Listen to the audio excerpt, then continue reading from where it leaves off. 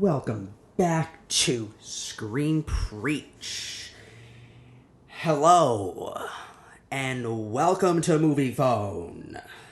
If you know the title of the movie you would like to see, press 1. It is episode 47 of Screen Preach, and this is the one that I'm excited to do because I am going to go in depth on Zack Snyder's Justice League in the name of the Godfather, the Son of Odin, and the Holy Jedi. What else is going on in movies and TV, in cinema, in books, in gaming, in all the good stuff? Nothing. Except for movies coming out.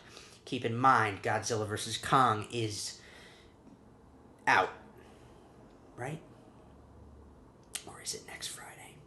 You know, I wasn't 100% sure, but that is supposed to be... I want to do that next. I want the next 2 episodes before the Marvel special to be in a similar, action-packed kind of sci-fi or superhero or whatever kind of genre. So we got Zack Snyder's Justice League, and then the next 2 should be... I thought I'd do the previous Godzilla and then the new Godzilla versus Kong. I don't have enough episodes before the 50th to do Kong Skull Island, because then I would do all 3, or I would just do all 3 in one episode. I'm still not 100% how I want to, but that's what's up. Can you, maybe give me my arm space? No? Cool. So yeah, we have a lot to get into because we also had the second episode of The Falcon and Winter Soldier. So I'm not going to spend a whole lot of time, how's everybody doing, all that shit, because I'm not actually talking to you. There's nobody here. It's just, I'm looking at my phone right now. So is that a little bit... That's going to bother me later, isn't it? I look and I really prep and I really set that thing up. And yet, when I still look at it when it's done, there might still be something wrong. A little bit too this way, a little bit too that way, a little bit this or that, or the other thing. And, whatever. So we'll just jump right in, because we do have an awesome second episode of The Falcon and Winter Soldier to talk about. Yeah, I know. Not something like... Not some crazy action Marvel movie. Except that it is going to be that. So let's get into it. Falcon and the Winter Soldier, Episode 2 recap. Spoilers. Full of spoilers. So, definitely have to have watched it. Right, there's a lot of things that I while I was watching it last night, that I just kept checking off in my head. I hope I don't forget anything, so there's a bunch of stuff that I do want to bring up. And hopefully I answer some questions. Hopefully I let you know how I think it's going to play out and how I think it's going, and that's where we're at. It's important to keep in mind, when I was watching WandaVision, it felt like a TV series. It felt like a TV. It had very episodic feeling to it. This doesn't feel like that, and that's the point. I think Kevin Feige said they all do kind of have their own feeling to them. Some of them feel like long movies. I think this is like a long movie rather than a TV show. It's only 6 episodes, so it's less than WandaVision, but it's longer episodes. So it's much more plot development, character development, a lot more depth to it, and a lot more building to things. Really, really taking their time. The pacing is not wrong. It's actually right, because if you think about it as like a 3-act movie, the first 2 episodes, we just watched the first act of the movie. So it is a lot of setting up. A lot of exposition, a lot of kind of character, basically just taking a deep dive look at the characters and setting up the stakes. That's what we've watched in the first 2 episodes. So yeah, that you got to keep that in mind. I think the second 2 episodes are like a second act, so there's going to be a lot of confrontation, a lot of conflict, more action. And I think the end of this episode definitely sets up a lot of that with just a little nod they give us to what's coming. We still haven't seen Sharon Carter yet, and Zemo pops up at the end. But I think it's more important to talk about the new characters in this episode and how they are given depth too. This episode manages to be it's a plot and character development episode, 100%, but with a really cool action sequence in the middle of it too. But I think its ability to both focus on the dynamic between Sam and Bucky, their relationship, and give the main characters more depth, and at the same time give depth to the new characters we meet, even brand new. Like, we saw John Walker last week real quick, but this week there's a full-on like moment with him where we really kind of understand his whole mentality and his whole motivation, and even wanting to accept this huge honor to be the next Captain America. It's funny watching. We'll talk. I guess I don't know the order I want to go in talking about things, so I'll start with John Walker, because we start with John Walker in this episode. John Walker is, like I said, an important character from the comics, and he will be an important character in the MCU. It's also interesting to mention that Wyatt Russell, who plays John Walker, he auditioned to play Steve Rogers before Chris Evans did, way back. Interesting, huh? And now he's playing the next Captain America. When I watch John Walker, I both find myself caring about him a little bit and annoyed with him. And that is good, because that's the way this character was supposed to be presented to us. He's really, I feel his motivation, I do. And I genuinely feel when he's trying to genuinely do things in good graces with Sam and Bucky, but then he annoys me because he's not supposed to have this shield at all, right? And he is 100% the version of Captain America that this country, that the United Nations, that the Sokovia Accords wanted in the first place. A lot of what Civil War set up is still being explored here, while at the same time, post-Endgame, a post-Endgame world is being set up and explored in depth. But also, I think just the cornerstone of Captain America in general, all of his movies and elements of those movies that have been touched on are being expanded on. The idea of what it means to have super soldiers, to use people in that way, what it means to be a superhero for the government, or to be a superhero on your own terms. And there is that dynamic here. It's played out perfectly in this episode. We got John Walker and a new character that we meet from the comics as well. Battlestar is John Walker's friend, best friend, and I guess sidekick. He's supposed to be the Bucky to John, right? If Bucky was the sidekick to Steve in the beginning of his Captain America career, that's what Battlestar becomes to John Walker. Even when John Walker becomes U.S. agent, Battlestar is like his sidekick.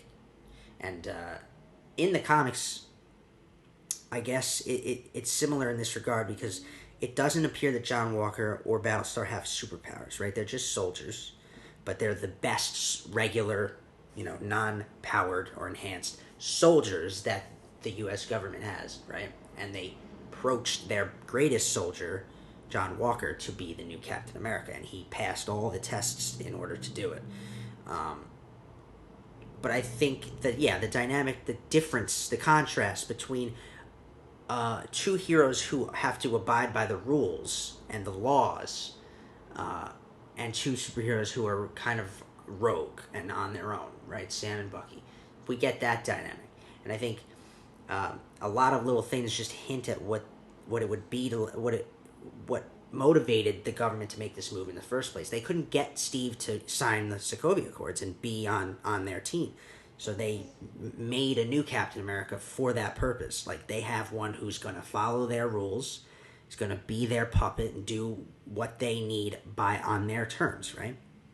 John Walker even saying little things like, we hacked Red Wing because it's technically government property, that kind of stuff.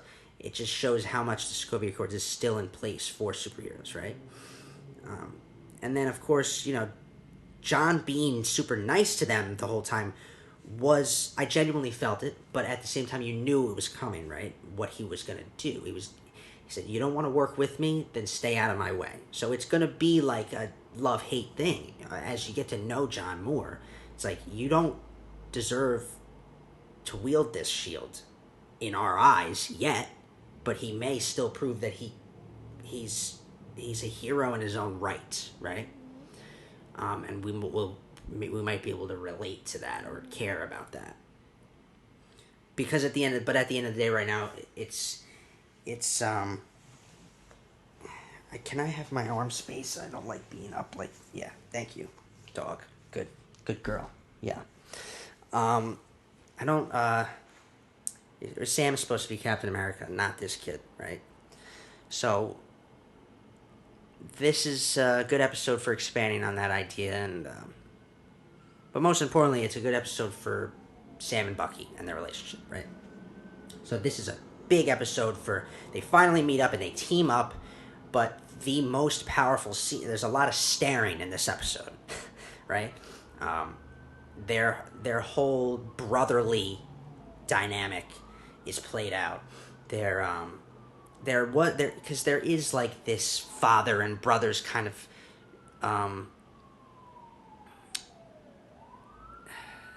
as soon as I hear sirens, I get distracted. There's kind of like a father and two kids kind of role playing thing that kind of was Steve, Sam, and Bucky, and it's like Steve was a father and these two were brothers, and they're like that now, trying to figure out how to grieve with the same loss. And they're taking it out on each other, like brothers fighting, like brothers bickering. So I think the most powerful scene in this episode is their kind of like couples therapy scene, which was funny and but also extremely impactful. Their character development was clear. Their relationship development. And the most powerful line in that scene. It's like, if Steve was wrong about you, then maybe he was wrong about me. And it's a lot about what these two guys are, they're trying to figure out what their roles are in a world without Captain America. Sam believed he did the right thing and doesn't know that he's worthy of wielding that shield, or whether or not he thinks he can or should. And for Bucky, it's just about redemption, whether or not he can be redeemed, whether or not he can be better and be a good person like Steve always knew he was or could be. And so I love that scene because it really breaks down how they're feeling, how they're both really taking things, and their inability to not really. They struggle to work together right now. That is something that is going to have to grow if they're going to defeat the threats that rise. And that's what the point of that sequence was, too. We see that John Walker and his partner can't handle the threat because it's a little bit much for guys who don't have superpowers. We get that. And then we have Sam and Bucky who get their asses beat because they're not really working together. That's the only way they're going to beat these kind of threats. Then we have to talk about the villain reveals of this episode that really came to light. As soon as I saw that all of the Flag Smashers have super soldier enhanced abilities, I immediately thought of Captain America Civil War. Because the end of that is meant to look like something similar. And of course it becomes about Tony and Steve. But it looked like a group of super soldiers that were going to be a problem. And were going to have to be fought. That's what we get now in this chapter. And it made me think of Zemo. And it made me think maybe Zemo saved Super Soldier Serum. Maybe he created an army. Maybe stuff like that, you know? But then, obviously, I broke it down more and thought about it differently, because you have to realize that as I get to know the Flag Smashers, I don't believe they're your typical villains, because they're not villains. They're more like antagonistic forces, but they're actually relatable. They're a relatable group. They're a relatable people, and what they're fighting for is relatable. You know, a world feeling like they were forgotten or left behind or underappreciated, and that's like in comparison to people who returned from the blip. That is the whole thing about the Flag Smashers. People who were snapped away are now, in their eyes, taken care of better than the people who never got snapped away. And that's a great, great concept. I think the world explorations, exploring the world after Thanos, is very important for the MCU going forward in general. And this really breaks down like some new governmental things, laws and whatnot. There's an act or a law thing that I forget the title of it, they throw at us. Just kind of breaking down what the world is like now. I think that's important. But we also see that Carly, the leader of the Flag Smashers, gets a text from someone that says, you stole what's mine, I'm going to hunt you down and kill you. It still makes me think that there's Zemo is involved in some way, shape, or form in this. Now, Zemo is locked up, though, right? Zemo is locked up because he's been locked up since Civil War. So how could he play a part in this? It's possible he doesn't, but it's also possible he does, because he's that clever of a villain. Now, he's the villain. He's meant to be the villain of this. We'll see how that plays out. At the end of this episode, Bucky says, we're going to have to go see someone who knows all about Hydra, right? And Sam's immediately against it, but then they agree. And they're, of course, talking about Zemo. They're going to go visit Zemo, and that is the last shot of the episode. We see Zemo in his cell, and that sets us up for an interesting next couple episodes, right? And then the story breaks down even further this idea of what it means to be black in America. They did another really good job of expanding on that. I mean, just the scene with the cop and Sam, that was some powerful shit, man. That was crazy. I was like genuinely nervous for a second watching that scene, and then it ends up working out in some regard. But it's crazy, man. That was a good scene, but also we meet two other new characters that are important from the comics. Now, Battlestar is a cool character who will play a part in the MCU, but then we meet two characters that are really, really cool from the comics. We meet Isaiah Bradley, first of all. Now, Isaiah Bradley in the comics was the second Captain America, technically, in history. He was the Black Captain America, 1950s. In the comics, I think it was a little different in this. It was maybe a little later than that in this. But it was Korean War, so I don't exactly know the placing, but around the Korean War in this. And in the comics, he's actually one of 5 black super soldiers. But the fact that it's like, oh, cool, black super soldiers. But no, they were actually, it's a really big take on how black soldiers were abused by the U.S. government in war. How black U.S. soldiers were used, experimented on, stuff like that. And this really is thrown at us in a powerful way. Isaiah's scene is powerful.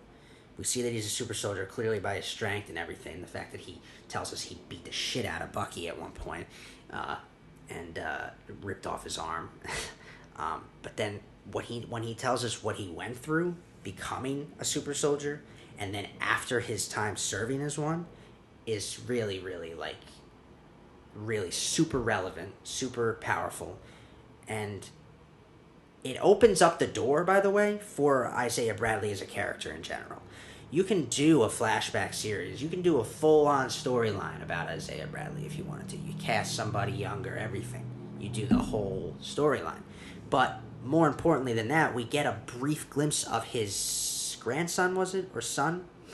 And in the comics, there's importance there. That character is important. That's Elijah Bradley. And Elijah Bradley in the comics becomes Patriot, who is the leader of the Young Avengers. Or I think if he's not the leader, he's at least one of them. So more setting up of the Young Avengers.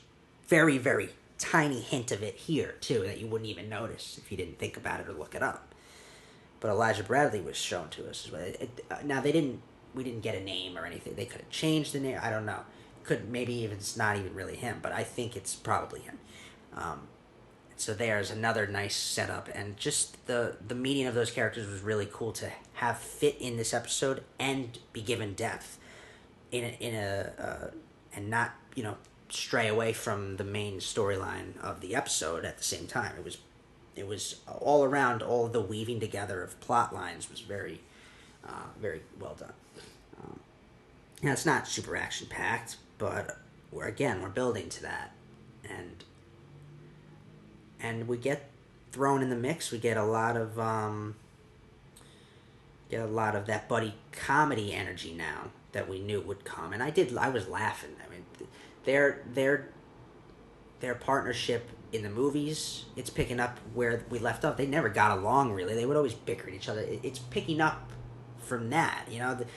They're fighting, their whole thing. It's funny and it's deep. And I think it's sad that right now they just want to be done with each other. But really they actually care about each other. And that's where the show will build to that in some way. They're going to realize that they can be partners and they are friends and that they should work together. But yeah, that's a lot of it's a lot of what the episode was, right? I mentioned the villains and what I think, but also, did I forget anything? I just got to run it through my head, Good episode, not like amazing, not really crazy. It's not something crazy yet. It's just more plot and character development, but in a really effective way. Wow, can I use the same words over and over again a little more when I'm describing something? Jesus. Effective, powerful, impactful. Jesus, come on. But you know what I mean. You're getting the point across. Good episode, set up for great episodes ahead, I think. If it's not your cup of tea, don't watch it. But then, don't watch anything Marvel. Because then when you fucking are like, wait, well, when did this happen? And this, it was in that show you decided not to watch because I guess it didn't do it for you. Everything is Marvel, okay? When you're watching a Marvel show. So everything's important to the overall storyline, right? Keep that in mind. And maybe just, sit back, take it in, take it for what it is, and shut the fuck up. Because that's the only way you're going to really appreciate the stuff that comes later, too. For people who love one movie so much, you'll love it even more if you truly understand every plot thread, and every reference, and every little piece of the overall story. Can't wait for episode 3. Really hope I didn't leave anything out. I don't think I did. Let's talk about the news of the week. I'm going to run through it real quick. There was a lot of stuff that I saw that I thought was kind of cool or important in one way or another, shape or form and stuff. And wow, that sounds so much better like that. I just kind of want to, literally do this right here. I'm going to do this. It's kind of annoying though. Yeah, so did anybody see some of the latest news that I saw today was the Game of Thrones author George R.R. Martin just signed a 5-year overall deal with HBO. We know that there are a number of spin-offs coming. I mentioned last week about the 3 new ones they announced, but there are apparently more than that even George R.R. Martin is working on. So his overall deal makes sense. That's cool. I saw that today. And then there was obviously the death of Jessica Walter the other day. Rest in peace to a very prominent, legendary actress in Hollywood. Her career is something to marvel at. But of course, she's been lately known for her roles in Arrested Development and Archer. And it sucks, huh? Mallory Archer will not be voiced by Jessica Walter anymore. How does that work? How does that work? Rest in peace. Rest in peace. Pierce Brosnan cast as Dr. Fate in Dwayne Johnson's Black Adam movie for DC. A lot of DC news this week I saw. They replaced Barry Allen's father in The Flash with, because it was Billy Crudup and now it is somebody else. Did I send that to myself to remind myself of who they cast? And no, I didn't, and now I forget. They recasted the act. They recasted the father. Father has to be in it. It's cool that the mother was casted and is in it, but that's a flashback, right? Or not, because it is time travel is involved and stuff, I think.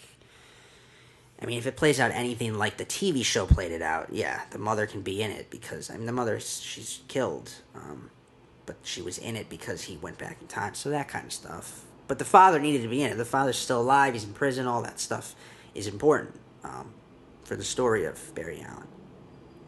So they needed to recast, but I thought this Black Adam casting was cool. They rounded out the cast.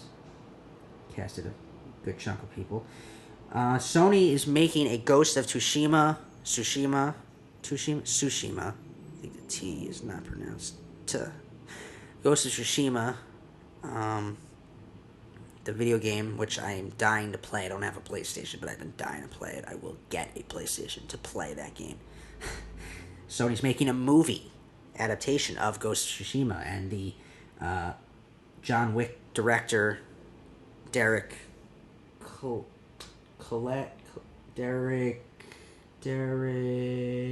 it's not on there. Fuck. Oh, you know what though? It was down here with this news. Oh, it's the writer. I don't know if he directed it. Derek Kolstad, who is not directing the fourth and fifth John Wick film, will be writing and directing Ghost of Tsushima for Sony. That should be cool. Definitely should be cool. Shazam has casted Helen Mirren in the sequel. I don't know if they said if she's playing the villain. She is. So that's interesting. Evan Peters joins Ryan Murphy's Jeffrey Dahmer series for FX. He's playing Jeffrey Dahmer. Evan Peters will be playing Jeffrey Dahmer in what's it called? Monster. It's called Monster, the Jeffrey Dahmer story, done by Ryan Murphy, creator of American Horror Story, American Crime Story, that guy. And they also casted actress Niecy Nash and Penelope Ann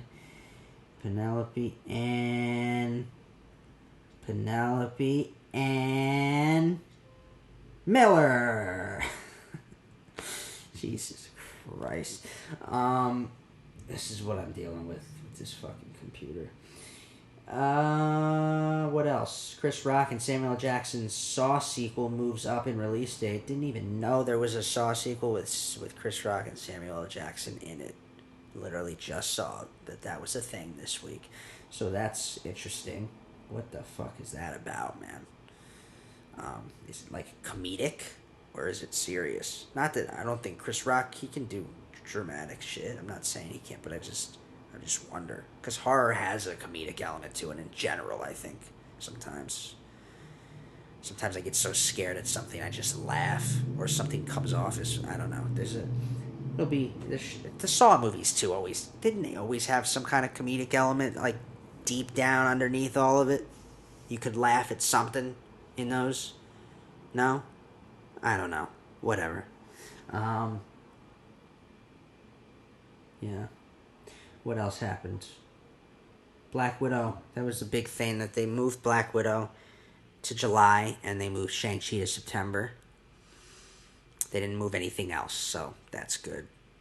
But it also opens the door for Loki to move up if they wanted to. If Marvel wants to, they can move it up now. Move it up. Have Loki premiere in May instead of June. You know? I don't know. I guess they have no reason really to do that. But it's possible.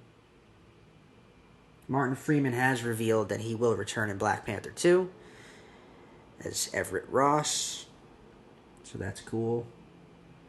Reprising his role. Clint Eastwood's Crime Macho sets October release. Always excited for the next Clint Eastwood movie. But I've always said he needs to return to that Western genre just at least one more time. And this one kind of does. It's not a Western per se, like it's like a wild Western. But it's like a modern day kind of Western vibe to it. And so I'm excited for that. I'll do an episode on it when it comes out. Seth Rogen joins Steven Spielberg film based on filmmakers' youth. Oh, Seth Rogen joined the Spielberg film. I didn't know that they were doing a Spielberg film. I know they're doing a Coppola and Godfather film. This is a film about Spielberg. Seth Rogen is set to join the cast. And keep your eye out. HBO's Last of Us. The Last of Us series is coming sooner than you think. And it turns out they will adapt dialogue from the original game while also deviating greatly in story for some episodes. Still, that's another game I have not played. Don't have a PlayStation. But for those of you who have played, you'll notice the differences. I'm very excited for that too. I haven't even played the game and I'm excited for that. Jamie Foxx set to play Mike Tyson in a limited series with Martin Scorsese on board to produce. And Antoine Fuqua is writing and directing. What else? He's attached one of the Yellowstone spin-off things too. Taylor Sheridan, right? That's definitely cool. I put that up, so you probably saw that. I think I even mentioned that in the past. That's not new news, I don't think. I think it's new news that Scorsese's attached. Maybe. I don't know. I could have sworn I already saw that a while ago. And let's just talk real quick in depth here. There was some interesting news this week. They announced a new Disney Plus Marvel series. So Hawkeye is coming in, I think, the fall or winter. Hawkeye will be here. Very excited for that. New character, Kate Bishop. Again, Young Avengers setup. But there's a character in the series that is actually a Daredevil-based character. So I just wanted to bring this up, too, because first of all, it's awesome that she gets her own series. She's getting her own story. We haven't even met her yet, and she is a character that Marvel's investing a whole series into. So yet another Marvel project has been announced. It is the character of Echo. Now, Echo, in the comics, is a deaf Native American, I think part Hispanic, woman who is her powers are kind of similar to Taskmaster's. So Taskmaster's has the ability to mimic and from memory learn just by watching. He learns people's fighting skills and moves and all their basic skills. Echo has similar power. Like, it's not powers, but her skill is that she can do that as well. She learns archery and martial arts from other people, from watching them and from fighting them. And she is actually a Daredevil character. That's when she was introduced. And Daredevil was a blind superhero. She was one of the first deaf superheroes. But it also comes into play in Hawkeye because I think they're playing with that storyline where Clint goes deaf. So in this Hawkeye series, I think Cliff is going deaf. And that's something that he grapples with. So having a deaf character pop up, a new character pop up, and then she also happens to be a skilled individual who will go on to be a heroic character, makes sense. but I think it also potentially hints at Daredevil's return. Just in general, having her in the MCU and then her having her own storyline in the MCU just opens the door for Daredevil's return. Just hoping that it is Charlie Cox who returns from the Netflix Daredevil. So that's cool. Go check out some details about the character in your own time, in your own way. That's the news. So we can get into our topic this week. And our topic this week is Zack Snyder's Justice League. Now, I'm not as fucking fanboy-ish about this as some people. When it comes to Marvel and DC, I love both pretty equally. In cinema, though, I'm a cinema boy. I'm a cinema guy. So, Marvel is winning, that fight. Marvel is just, there's no denying that they're on top when it comes to superhero cinema. You just can't deny it. With that being said, anytime a new outing in the DC Comics universe comes out, whether it's a movie or a TV show or anything, I'm hyped for it, I'm excited for it, I look forward to it, I watch it, and I reflect and take it in and just what did I think. Because I'm always hoping for any of them to be good. Even if continuity-wise they fucked up, right? Continuity-wise they didn't build some universe like Marvel did. But as I've said in the past, they've shied away from trying to do that. They will sometimes do it, and then they will most of the time not. So we have this storyline that Snyder has created for us, right? And it has been it's been getting added to here and there. Aquaman, right? The Flash is part of that, obviously, because it's the same Flash. Wonder Woman, any of the Wonder Woman films, they're part of that little continuity. Batman vs. Superman, Man of Steel, and Justice League. Now, Justice League was always meant to be a multiple film thing with Snyder. I'll get into the history of Justice League in a second. But I wanted to point out that just because I lean towards Marvel does not mean that I was not super psyched to watch this, and I was. The thing is, my expectations for it were not super high. I did not think it would be that much better than what we saw in 2017, because why really would it be? And then I realized how wrong I was. Let's get into it. I love, it's cool too at the end. This whole setup for what could be and potentially be, right? 6 chairs at the center of the room, but room for more. That whole epilogue is something worth talking about. Right off the bat, though, I know I should jump right into all the reasons this film exceeded my expectations, especially when comparing it to the film we got in 2017. But I want to talk about the way that Zack actually put it together and why I thought that benefited the film most of all. But I will say this, after watching Zack's version of this film, what this story was actually supposed to be is clear. It made me drop my rating of the 2017 version, actually, and it made me give this one a better rating. After having seen the whole thing. I realize now that I liked parts of the 2017 Justice League, but only because those parts that I liked were the parts that Snyder filmed. And now we're getting the whole piece of the pie. Or the whole pie, not a piece of it. Yeah, not a piece of it, but the whole thing. Zack Snyder has always been an interesting filmmaker for me to follow in general, because I've always had mixed feelings about his work. Some of his films I really like, some I really could do without. But I've never really loved anything he's made. But I have never denied the fact that he's a visionary director. His style, his perspective, they've always thrilled me. While most people really liked 300 or even loved it, and maybe hated Watchmen, because that was there was like a mixed feeling about Watchmen. I wasn't big on 300, and I really liked Watchmen. So I was kind of reversed in that regard. And Man of Steel, although flawed, still made me hopeful at the time for a DC superhero slate with Snyder at the helm. I was excited.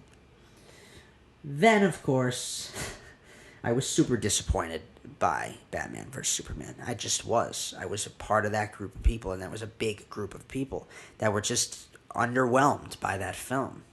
It just didn't do it. It didn't execute.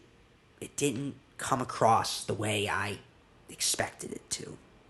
And it's not that I didn't want. I wanted it to be good. I wanted to love it. You know. When a version of Justice League came out in 2017, because of seeing Batman vs. Superman, I wasn't totally thrilled or looking. I wasn't like, oh my god, I can't wait for Justice League, because I didn't like Batman vs. Superman. So I wasn't really. I was like, whatever, dude. I'm gonna watch it, of course, and I'm sure I'll still like it and enjoy it, but I'm not gonna love it. Once again, I'm not gonna love it. And I want to love it. You know what I mean? I want to love... Like, ever since this whole thing, too, Justice League was kind of the end of Warner Brothers pushing a cinematic universe. They were pushing it up until that point.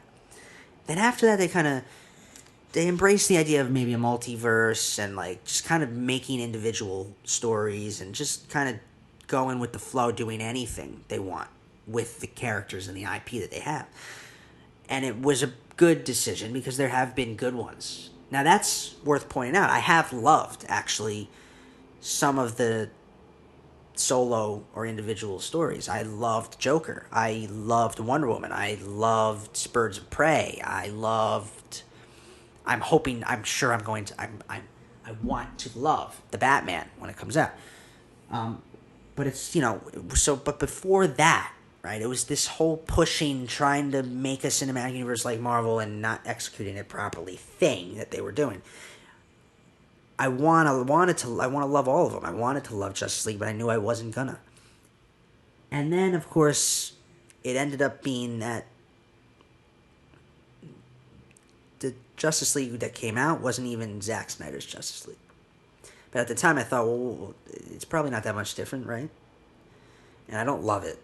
I enjoyed it, but it wasn't, like, even that good, really. It was okay. And so, lo and behold, the long journey that Zack Snyder went through to get this made. Basically, when I found out that it was Joss Whedon and the whole thing, I thought to myself, okay, maybe there's Zack's version out there. Maybe it is better. But I never had any hope. It didn't thrill me enough to be like, I can't wait I want Zack Snyder's. And I hope it comes out. Because I just, at that point, was like, kind of over it, man. When they weren't getting it done, DC. It actually, I looked forward to Zack Snyder's version more when they started to change their approach to DC films after the version that came out in 2017.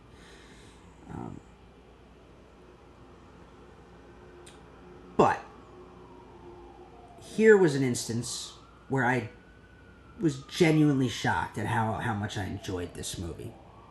Okay? It might be Zack Snyder's best work. This is where we're at now.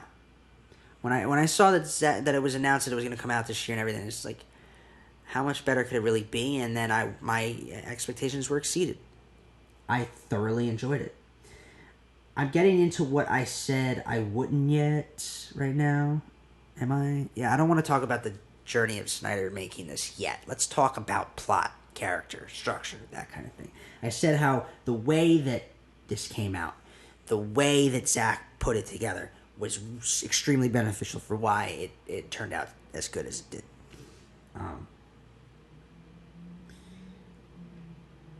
The 4-hour cut is a version of the film that HBO would allow because of its streaming platform coming to life. And the fact that the fans were demanding this cut so much allowed Snyder to actually have complete freedom here to keep everything he wanted to keep. Most cuts of films would probably be 4 hours anyway, if studios let directors keep everything that they want to keep. In this case, Zack was allowed to do this, and I think it benefited the film. Granted, I'll get into why I think the epilogue was a little much, but I think in general, it just overall made it that much more of a well-rounded piece of cinema, and well-rounded story. It was a long, poetic epic split into 6 parts that are actually distinguishable from each other, and with each part building on the last in an almost episodic fashion, like a series. The evolution of cinema over the last decade has shifted the consumer needs into a more televisual format. So anyone acting like, holy shit, a 4-hour fucking movie, that same person goes home and binge watches 4 episodes of a TV show they like, spends the same amount of time, and doesn't complain. So we definitely need to stop dismissing long movies in general, right? In this age, where clearly longer is better, not always, but it's what we want more. We want longer things. With that being said, longer isn't always better, but in this case, it really benefited Snyder's cut. The way he structured the film allowed it to breathe after the clear big plot moments, which was basically any time a part ended, that was an indication of like a plot point. You know, the final scene of a part was a plot point, big plot point. And I think that whole structure allowed them to kind of build to a conclusion in an effective way and spend an effective amount of time on the conclusion. You get a lot of kind of your own part, you know, for the conclusion. And then you get a whole epilogue. Yeah, you spend the right amount of time on the character arcs, on the plot threads, and it was satisfying. It was. The conclusion gets to have a great amount of time, really, not just action-packed, but closing the arcs of each character in a way. Not closing like indefinitely, but closing what was brought up in the beginning. The arc that's presented to us for each character in the beginning is closed in a way in the end. It's structured in a way as well where if you wanted to, you could pause a part. You could pause at part 3 or whatever and pick up with that part, the next part that you left off on the next day. It's like it's structured in a way that if you're more into like TV, you can watch this that way if you want to. And I like that too. I think that benefited it.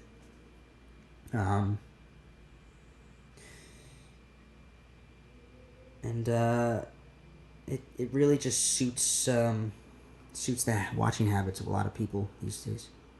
I admittedly had to do this myself even. I ran out of time on the first day I was watching it, and then I stopped at part 5, and then I watched the last part and the epilogue the next day. I wanted to watch it in one sitting, because I prefer that, but I ran out of time. But overall, the story, let's talk about why it worked. Why it was better than the 2017 version, and why, in my opinion, it's not an amazing film, as some people will have you believe, but it is really good. Okay, it's good. Immediately, this film is going to work because of how much time we spend with each character, and pretty much equally. We have not one protagonist, but 6, and they are all fleshed out in an extremely impactful and emotional way. There were some emotional scenes. Even Superman, Clark Kent scenes really hit me. I feel like I learned more about this version of Bruce Wayne than I otherwise would have if all we ever got was the 2017 version. But also just characters that we've now gotten to know better over the years, like Diana, like Arthur. They still managed to be fleshed out even more, to the point where understanding Arthur's disdain towards Atlantis and Diana's motivation in general were heightened and building upon the solo movies we've already seen. And you have to remember that Diana was introduced to us for the first time in Batman vs Superman, not in a solo film. And Aquaman was first introduced was in Justice League, not in his solo film. I think if we had gotten Zack's version right away, the depth to the characters would have only made their solo films that much better, and it does make their solo films that much better now that we do have the version we were supposed to get. For Diana, what was most fun was she felt more evolved. She felt like a legend, a veteran of heroics, which is what she should be at this point in her arc. She's been around a while. You know, her solo films take place before this, before modern day. She's been around a lot longer than all of these guys. Yeah, she's the oldest of all of them, and she feels like a legend and a veteran. She feels more like the leader of this group than Batman or Superman do. She's the one we've spent the most time with, too. She's a great character that we've spent 4 films with now. Technically 5 if you count both versions of this movie. And I think her solo films were heightened in regard to the depth of her character in this movie. Arthur's conflicts with his mother and Atlantis are all things we learned and things that we saw him grow from in his solo film. But his arc in this picture further heightened his backstory so that when watching his solo film now, I really feel like I understand him even more deeply than perhaps I already did. So this is what I mean by depth of character. The depth of character is really what made this movie work the way it did. It's why it was really good. As for the characters that we've spent less time with, they have as much depth here as you would want, as if they had solo movies. And Barry and Victor are good. I think Victor, most of all, is who I'm talking about. I feel like, they feel like genuine people to me now, whereas in the other version, they were kind of just brushed upon real quick. They feel like real people that we can relate to now.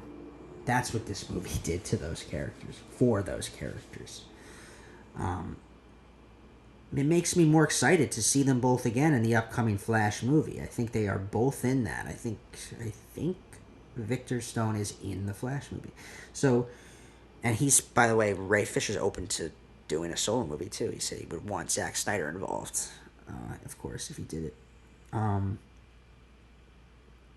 Then we have Clark and Bruce, guys who are supposed to be the leaders, right? Guys who we've spent a good deal of time with and who are technically leaders of this group. Building on their dynamic from Batman vs. Superman was even well heightened in this, while also individually allowing them to grow. Clark's return was emotional because I believed his angst with a sudden return, having to understand himself all over again, but also he had to grow beyond that understanding too. In this movie, I think he did both of those things. Remembering who he is, what his purpose is, and then evolving.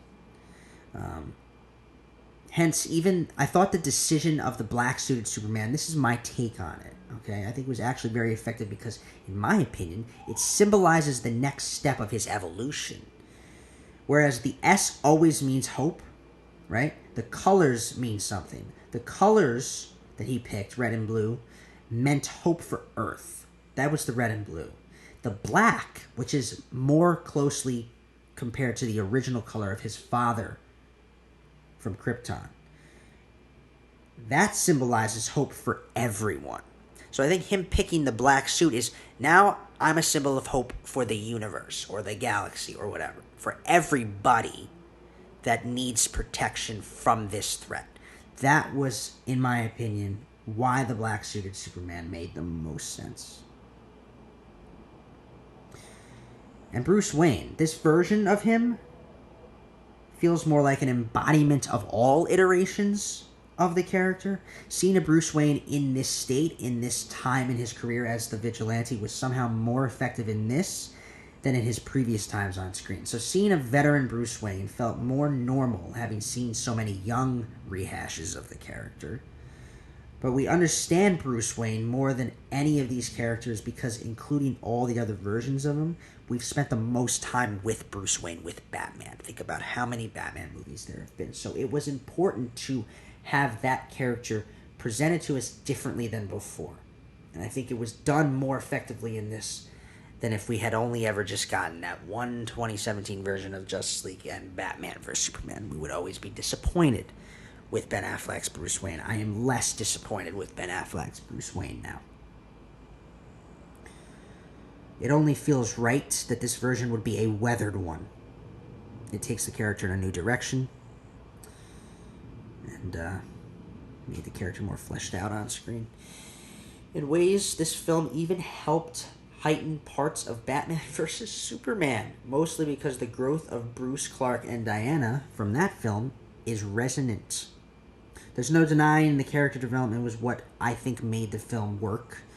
If it was just a lot more action sequences and less character moments, it would not have worked. We'd be saying, oh, it's just an extended version of the 2017 version. But with that being said, I still have a hard time with DC's approach to their films. Sometimes it's tough. That's basically just because in the beginning I was a little confused with some things. It's become clear at this point that they are taking a multiverse approach to their films, meaning some are connected while others aren't. And an idea that they are planning to flesh out with films like The Flash. So, The Flash, Supergirl, any Aquaman sequel, any Wonder Woman sequel, those are part of this continuity, right? But then we have them actually taking an approach with the multiverse by having characters like Michael Keaton's Batman showing up in The Flash. That right there, or the fact that Ezra Miller's Flash showed up in The Flash on the TV show The Flash, it's clear that they're taking a multiverse approach 100% now, and as long as they do it, they execute it properly, it'll heighten this whole universe in general. It'll make it better. Yeah, I'll actually be able to get on board with it a little more. But there's still some continuity confusion that I want to mention. So, like, in the beginning, I really did try and remember where this film took place, where it picks up from, whether or not characters had died in previous films. I was actually like, where is Anatope from Wonder Woman? I don't remember, like, if she died, or, like, why wasn't she in this? Like, just some continuity questions. But maybe that's just because I haven't watched them enough or whatever. But, yeah. And then you got Joker showing up the way he did. But I'll talk about the epilogue in depth a little bit. I was just confused about some of the villains, whether or not I'd seen them before. Where did I see them before? The MacGuffins. Did I see the MacGuffins before? And I had to remember what films came out before this and when those films took place to really grasp where we were and what the state of things were sometimes. It's one of the few problems with re-releasing a film from 2017, but whatever. Continuity-wise, when we've had other films since then, and the main timeline of those films have continued, it just made it a little hard to, like, be like, well, what came out after this? What came out before this?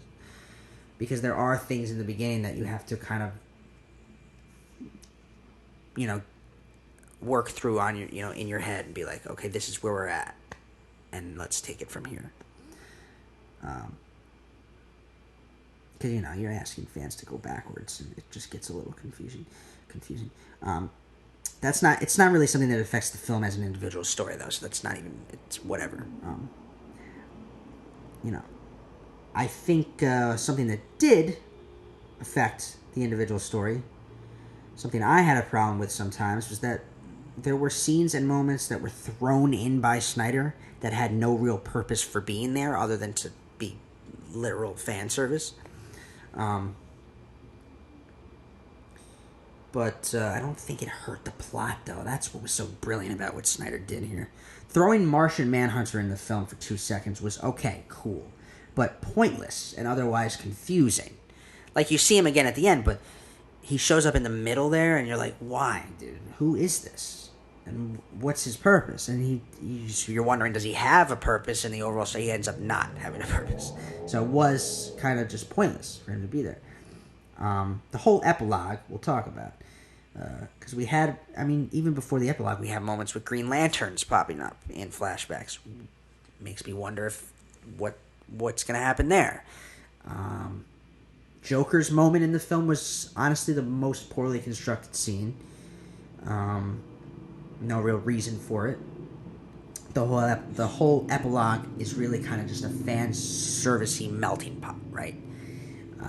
And it's also not like the villains were compelling either in the movie. So just a couple of problems I had. Very one-dimensional villains. Not even they were more fleshed out. Steppenwolf was more fleshed out, but Darkseid, and it's just their motivations very bland. And that's something the DC films don't need any more of. We are constantly throwing those kind of fucking villains. There has been no villain except for Joker, and not even this Joker, that I have been utterly compelled with. Yeah, so there's that. I was impressed with both the poeticism of certain moments where we took a break from the action and really felt a scene or action or a line of dialogue, but also visually, the cinematography and choice of shot progressions is nothing short of Snyder's visionary nature. What was most interesting in terms of visuals was his choice to release the film in the classical Academy standard of the 50s. He went with a 4.3 aspect ratio that was both risky and turned out to be appealing. It was actually cool. It's actually officially the first superhero film to ever be released in that format. And I love Snyder's reasoning for it. He said something about how superheroes are very vertical in nature, not horizontal. They are a presence that deserves more emphasis in height rather than width. They are grandiose, like the gods of great power, and therefore should be framed as such. So that was cool. That was very cool. Again, benefited this. Zack wanted to aesthetically make a point with his decision, which I greatly appreciated and respected. There's no denying that it is an epic, like a great, almost Shakespearean drama. The fleshing out of the world was most effective, giving more context to the environment of our heroes, where they come from, what they do, while also giving context to why the conflict of the film was happening and what it really was. That was good. But what was most epic about this film was actually Zack Snyder's journey to make it overall.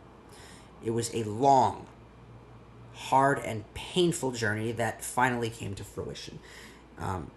In a way, things happen for a reason too, not to make light of what he went through, but having it released now, the way it was on HBO Max, all it took to get here really kind of benefited it. If it's released in 2017, most likely it's not this version, and maybe it's not as good.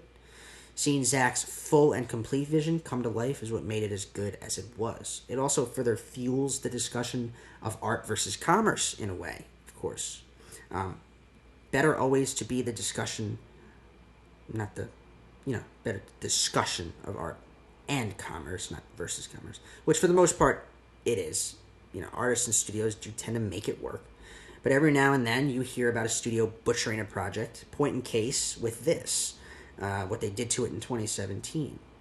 At least they made it right here, but yeah, it's worth thinking about. Let the artist run with his vision when you're making a movie, and you'll more than likely actually get a better result. Maybe not. In 2017, Snyder and his wife, and Chris Nolan too, as a producer, and other creative members of this team spent all this time and all this money and all these resources on making this film. Tragically and unfortunately, the Snyders had to step away from the film after the unexpected death of their daughter. Warner Brothers then put the film on a fast-track production to get finished and released, and hired Joss Whedon, director of the Avengers movies, to get the job done. Instead of honoring Snyder's vision, the studio and Whedon butchered the film. Deborah Snyder sat down at the screening for it and was devastated to see the result. She advised Zack not to watch it, and to this day he has not seen the cut from 2017. The fans were to thank in a lot of ways as well, because they demanded the cut that was initially meant for them.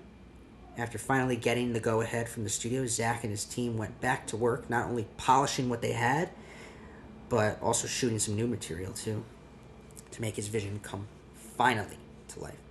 It was a long road, but it's here, and I'm glad I was surprised and entertained by what I saw. It's clear Zack has always had a particular perspective on these characters and this universe, with ideas for the future of the franchise still running through his head. The question now is, does a Snyderverse have a second chance at coming to fruition? He certainly sets up a much larger narrative for these characters and this universe, with the unnecessarily long epilogue, but nonetheless stirs excitement. Will it happen?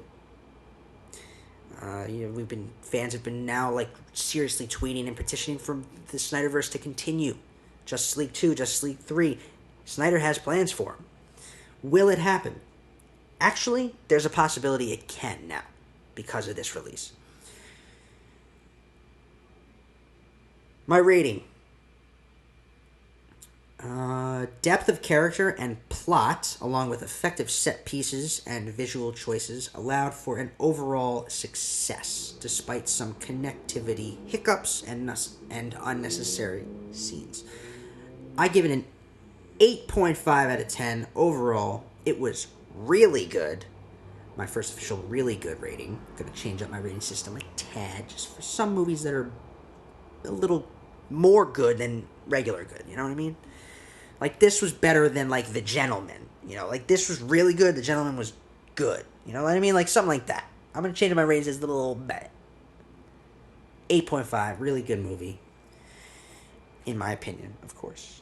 But please, if you haven't seen it yet, it's worth it for the visual and cinematic experience of it.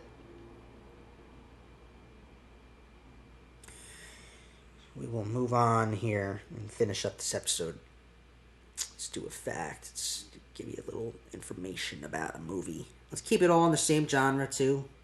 Did you know that for the 2017 superhero epic Wonder Woman, Gal Gadot did not know she was auditioning for the role of Wonder Woman? Zack Snyder invited her in for a camera test for something she didn't know about. She read the lines he gave her and found out later what badass character was behind those lines.